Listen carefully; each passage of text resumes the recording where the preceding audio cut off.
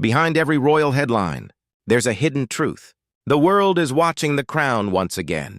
This is Golden Crown Insider, where royal secrets become headlines. Today's story is powerful. It's personal, and it has shaken the entire world. We are talking about a man who carries the weight of an entire monarchy on his shoulders. A man who wears the crown.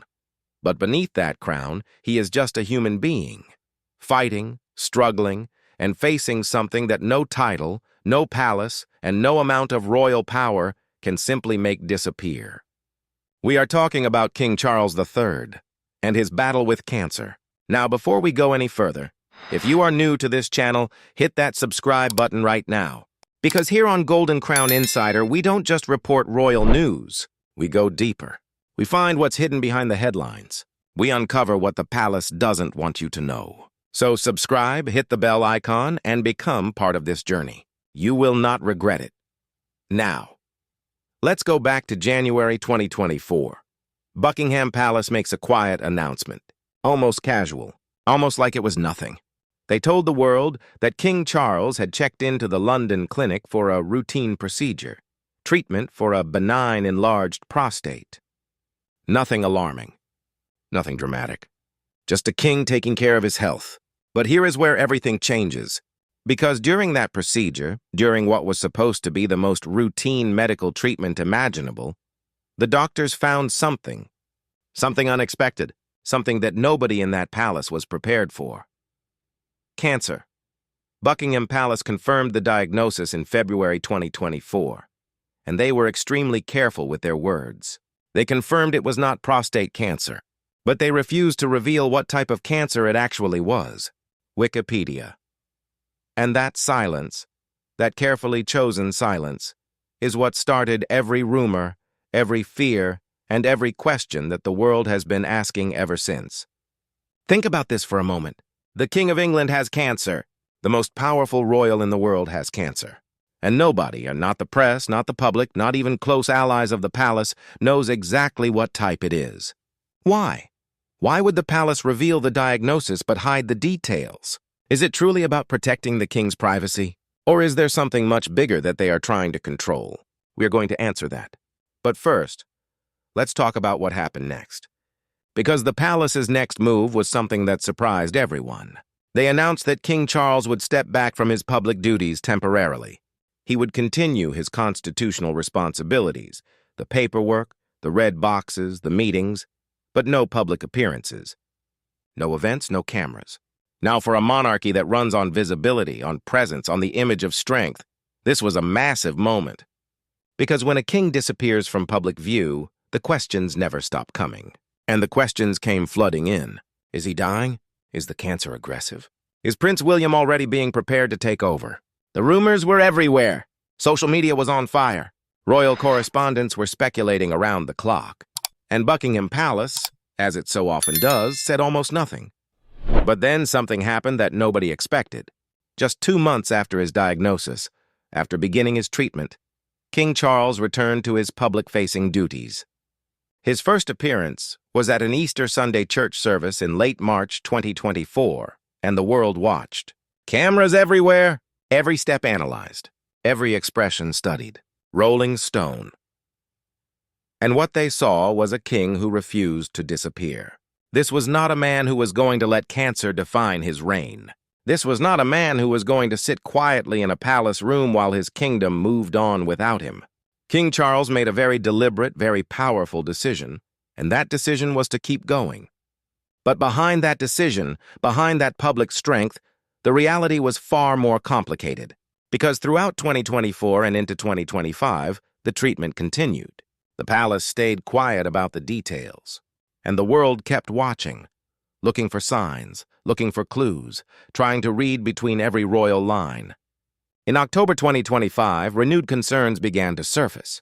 Reports suggested that the king was seriously unwell. Sources close to Buckingham Palace hinted that Prince William was quietly being prepared for a possible transition. Royal observers noticed a significant increase in William's official engagements, and people started asking the same terrifying question all over again. The health site was the king getting worse? And then came a moment that shook everyone. In March 2025, King Charles was briefly hospitalized after experiencing temporary but serious side effects from his cancer treatment. The palace described it as a minor setback. He was soon returned to Windsor Castle to continue his recovery privately. Wikipedia, a minor setback. That's what they called it. But let's be honest. When a king is hospitalized mid-treatment, there is nothing minor about the conversation happening inside those palace walls. Yet, and this is what makes King Charles truly remarkable, he came back again. By mid-2025, King Charles was returning to his official work. He attended public events and charity visits. At one point, when a well-wisher asked how he was doing, he simply replied, "I am not too bad." 3 words, quiet, humble, and somehow more powerful than any royal statement. The health side, he attended state visits. He hosted world leaders. In October 2025, during a historic state visit to the Holy See, King Charles became the first British monarch to pray alongside a pope since the Reformation, joining Pope Leo XIV for a church service in the Sistine Chapel. And in April 2026, he addressed a joint meeting of Congress in the United States, only the second British monarch in history to do so, receiving over a dozen standing ovations. Wikipedia. This is a man with cancer. This is a man who was hospitalized less than 2 years ago, and he is standing in front of the United States Congress receiving standing ovations. Let that sink in. But now, let's get to the moment that changed everything.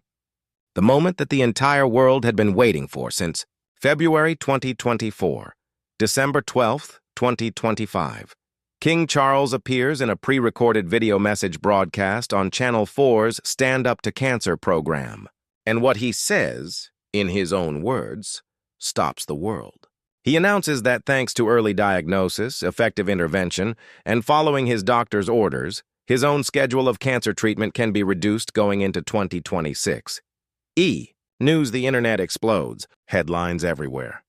Relief. Tears. Hope. People who had been following this story for almost 2 years finally exhaling. But of course, Golden Crown Insider goes deeper. Because the palace's next statement raised even more questions. Buckingham Palace confirmed that the king had responded exceptionally well to treatment. But they were very clear. They did not use the words remission. They did not say cancer-free. Instead, they said his ongoing treatment would now move into a precautionary phase. Yahoo! So what does that actually mean? Is he cured? Is he in remission? Or is the palace once again carefully choosing words to manage what the world believes? According to a leading royal biographer who has closely watched King Charles's reign, the king is still receiving cancer treatment in 2026, but he is described as the happiest he has ever been in his role as monarch. International Business Times happiest he has ever been, while still in cancer treatment, while still navigating a monarchy dealing with family scandals, global politics, and the weight of history. What does that tell you about this man? And speaking of what's happening behind palace walls, because no Golden Crown Insider episode would be complete without going deeper, let's talk about the bigger picture. Because King Charles's health story doesn't exist in isolation. His brother Prince Andrew was arrested in February 2026 on suspicion of misconduct in public office. The king expressed his deepest concern and stated that the law must take its course. A king dealing with his own cancer treatment, while his brother faces arrest. The pressure inside that palace right now is unlike anything we have seen in modern royal history. Wikipedia. And yet, Charles keeps going. The king himself has spoken about what he hopes his journey means for others. He hopes that by sharing his story, he can encourage people, especially men, to undergo regular cancer screenings. Not just for cancer, but for other conditions that often go undetected. Our cancer stories. He is using the hardest chapter of his life to try and save other people's lives. That is the real story here, not just a king with cancer, but a king who decided that his pain could become someone else's protection. As the UK enters 2026, Buckingham Palace has confirmed that King Charles will continue monitoring, continue his duties, and continue his recovery, one day at a time. His treatment is now in a precautionary phase, which means regular checkups, ongoing observation, and a medical team watching his every result closely. Onco Daily, the crown is not empty. The king is still standing, and the world, whether it admits it or not, is rooting for him. So where does this leave us? What is the real truth about King Charles's health in 2026? The truth is this: he is not cured. He is not officially in remission, but he is fighting. He is working. He is showing up for his country, for the Commonwealth, for the institution of the monarchy, even on the days when treatment makes that incredibly hard. And he is doing it all while quietly encouraging millions of ordinary people to get checked, to get screened, to catch cancer early before it catches them. That is not just a royal story. That is a human story. And that is exactly why we cover it here, on Golden Crown Insider. If this video opened your eyes to something you didn't know before, give it a thumbs up. Share it with someone who follows royal news. And if you haven't subscribed yet, what are you waiting for? Hit that subscribe button right now. Join the Golden Crown Insider family, because every single day we bring you the royal stories that the mainstream media glosses over. The hidden truths, the real headlines, the stories behind the crown. This is Golden Crown Insider. And we will see you in the next one.